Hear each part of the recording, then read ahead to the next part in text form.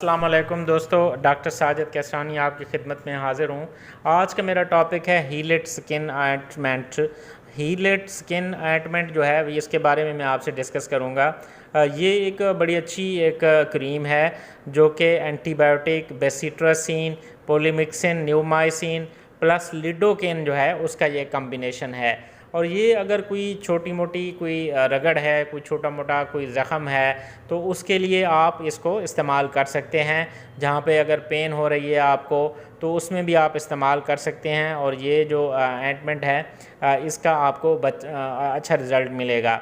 तो दोस्तों इसके अंदर जो है मुख्तलिफ़ जो हैं इसके अंदर एंटीबायोटिक्स प्लस इसके अंदर जो है वो लोकल एनेस्थेटिक है, लिडोकेन जो है जो कि पेन रिलीफ जो है फ्राहम करता है वो शामिल है इसके अंदर। तो एक अच्छी कम्बिनेशन है एंटीबायोटिक प्लस जो है जो लोकल एनेस्थेटिक है उसकी।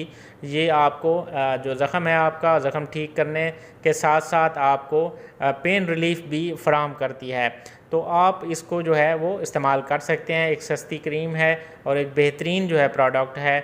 और इसके इस्तेमाल करने से आपको आपका जो ज़ख़म है उसमें आपको वो हील होगा जल्दी। और उसके अलावा जो है उसमें दर्द भी आपको महसूस नहीं होगा।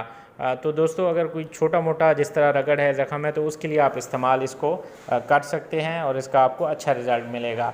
शुक्रिया।